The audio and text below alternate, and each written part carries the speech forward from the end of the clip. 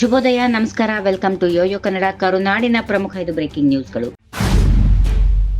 ಈ ಬಾರಿಯ ಲೋಕಸಭಾ ಚುನಾವಣೆಯಲ್ಲಿ ಬಿವೈ ರಾಘವೇಂದ್ರ ಸೋಲು ಅನುಭವಿಸಿ ಮನೆಗೆ ಹೋಗ್ತಾರೆ. ಬಿವೈ ವಿಜೇಂದ್ರ ರಾಜ್ಯಾಧ್ಯಕ್ಷ ಸ್ಥಾನಕ್ಕೆ ರಾಜೀನಾಮೆ ನೀಡುತ್ತಾರೆ ಎಂದು ಕೆಎಸ್ ಈಶ್ವರಪ್ಪ ಬಾಂಬ್ ಸಿಡಿಸಿದ್ದಾರೆ. ಜಗದೀಶ್ ಶೆಟ್ಟಾರ್ ಅವರನ್ನ ಕರೆದುಕೊಂಡು ಬಂದು ಟಿಕೆಟ್ ನೀಡುತ್ತಾರೆ. ಯಡಿಯೂರಪ್ಪ ಕೇಂದ್ರದ ವರಿಷ್ಠರ ಮೇಲೆ ತಮ್ಮ ಪ್ರಭಾವವನ್ನು ಬಳಸಿ ಟಿಕೆಟ್ ಹಂಚಿಕೆ ಮಾಡಿದ್ದಾರೆ. ಅದರ ಪರಿಣಾಮ ಏನು ಎನ್ನುವುದು ಲೋಕಸಭಾ ಚುನಾವಣೆ ನಂತರ ಗೊತ್ತಾಗಲಿದೆ ಎಂದಿದ್ದಾರೆ. ಅಷ್ಟೇ ಅಲ್ಲದೆ ಲೋಕಸಭಾ ಚುನಾವಣೆಯ ನಂತರ ವಿಜೇಂದ್ರ ರಾಜೀನಾಮೆ ಕೊಡುತ್ತಾರೆ, ರಾಘವೇಂದ್ರ ಸೋಲು ಅನುಭವಿಸಿ ಮನೆಗೆ ಹೋಗುತ್ತಾರೆ ಎಂದು ಈಶ್ವರಪ್ಪ ಭವಿಷ್ಯ ನುಡಿದಿದ್ದಾರೆ.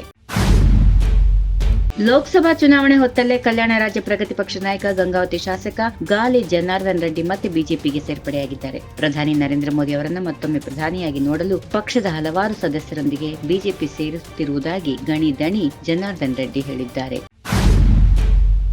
ರಾಜ್ಯದಲ್ಲಿ ಶಿಸ್ತು ಮತ್ತು ಪ್ರಾಮಾಣಿಕ ಶಬ್ದಗಳ ಅರ್ಥ ಕಳೆದುಕೊಳ್ಳುವ ರಾಜನೀತಿ ಇದೆ. ಇದು ಮನಸ್ಸಿಗೆ ನೋವಿನ ಸಂಗತಿ. ಲೋಕಸಭಾ ಚುನಾವಣೆ ನಂತರ ಬಿಜೆಪಿ ಶುದ್ಧೀಕರಣವಾಗಬೇಕು, ಅದಕ್ಕಾಗಿ ನಿರಂತರ ಹೋರಾಟ ಮಾಡುತ್ತೇವೆ ಎಂದು ಕೇಂದ್ರ ಮಾಜಿ ಸಚಿವ ಡಿ.ವಿ. ಸದಾನಂದಗೌಡ ತಿಳಿಸಿದ್ದಾರೆ. 30 ವರ್ಷದ ರಾಜಕೀಯ ಅನುಭವದ ಬಳಿಕ ಚುನಾವಣಾ ರಾಜಕಾರಣದಿಂದ ದೂರ ಉಳಿದು ಎಲ್ಲ ಅವಕಾಶಗಳನ್ನು ನೀಡಿದ ಬಿಜೆಪಿ ಪಕ್ಷದ ಪ್ರಗತಿ ಕೆಲಸ ಕಾರ್ಯ ಮಾಡಲು ನಿರ್ಧರಿಸಿದ್ದೇನೆ ಎಂದು ಹೇಳಿದರು.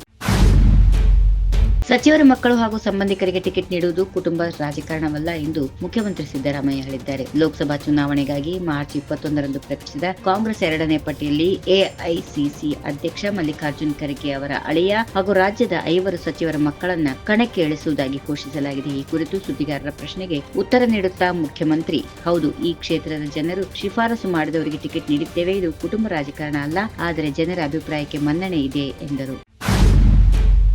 ಬಿಜೆಪಿ ಕಾರ್ಯಕರ್ತರು ಇವರಿಗೆ ಅಂಗಡಿ ಕುಟುಂಬ ಬೆಂಬಲಿಸುತ್ತಾ ಬಂದಿದ್ದಾರೆ. ಅವರ ಪ್ರೀತಿಯಿಂದಾಗಿಯೇ ನಾನು ಆಯ್ಕೆಯಾಗಿದ್ದೇನೆ. ನನ್ನಂತೆ ಜಗದೀಶ್ ಶೆಟ್ಟಾರ್ ಅವರಿಗೂ ಬೆಂಬಲ ನೀಡಿ ಎಂದು ಸಂಸದೆ ಮಂಗಳ ಅಂಗಡಿ ಕೋರಿದರು. ಇನ್ನು ಸಂಜೆ ಪಕ್ಷದ ರಾಷ್ಟ್ರೀಯ ಘಟಕದ ಅಧ್ಯಕ್ಷ ಜೆಪಿ ನಡ್ಡಾ ಅವರು ಕರೆ ಮಾಡಿ ಶೆಟ್ಟಾರ್ ಅವರನ್ನ ಹೆಚ್ಚಿನ ಮತಗಳ ಅಂತರದಿಂದ ಗೆಲ್ಲಿಸಬೇಕು ಎಂದರು. ನಡ್ಡಾ ಅವರು ಇತ್ತೀಚೆಗೆ ನಮ್ಮ ಮನೆಗೆ ಭೇಟಿ ನೀಡಿದಾಗ ನಮ್ಮ ಕುಟುಂಬಕ್ಕೆ ಟಿಕೆಟ್ ನೀಡಬೇಕು ಎಂದಿದ್ದೆ. ಈಗ ನಮ್ಮ ಕುಟುಂಬಕ್ಕೆ ಟಿಕೆಟ್ ಸಿಕ್ಕಿದೆ ಎಂದರು. If you like this video, ಬೇಗ ಲೈಕ್ ಮಾಡಿ, ಕಾಮೆಂಟ್ ಮಾಡಿ, ಶೇರ್ ಮಾಡಿ ಹಾಗೂ ಯೋಯೋ ಟಿವಿ ಕನ್ನಡವನ್ನು ಸಬ್ಸ್ಕ್ರೈಬ್ ಮಾಡಿ.